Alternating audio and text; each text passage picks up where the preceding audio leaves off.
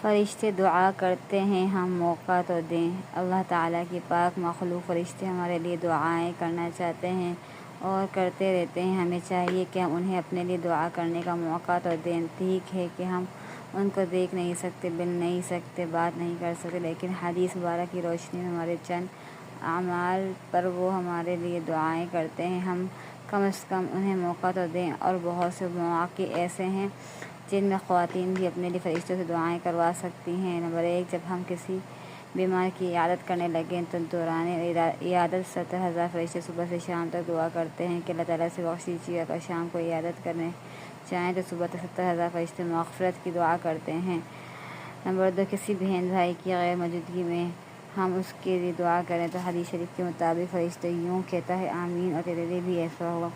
Number 3، جب کسی کو خیر و بھلائی کی تعلیم دے تو تعلیم دینے والے کے لیے اللہ تعالیٰ رحمت بھیجتے ہیں اور فرشتے اور آسمان و زمین والی مخلوق حتیٰ کہ چونٹیاں اور مچھلیاں بھی اس کے لیے دعائیں خیر کرتے ہیں۔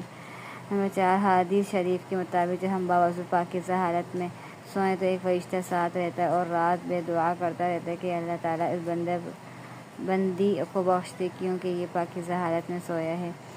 نمبر 5، حدیث شریف کے مطابق سحری کھانے والوں پر اللہ تعالیٰ رحمت بھیجتے ہیں اور فرشتے دعائیں خیر کرتے ہیں۔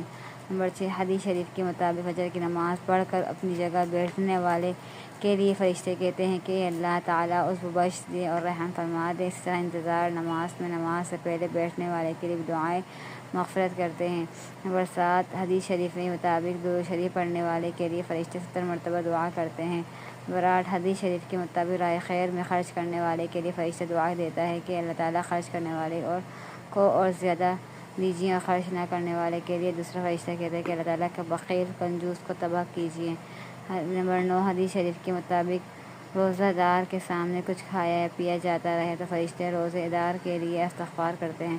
نمبر 10، حدیث شریف کے مطابق اگلی صف میں نماز پڑھنے والوں اور صفوں میں انتصال کرنے والوں اور فرشتوں کی آمین کے ساتھ آمین کہنے والوں کے لیے دعائیں مغفرت کی جاتی ہے اور بخشش ہو جاتی ہے۔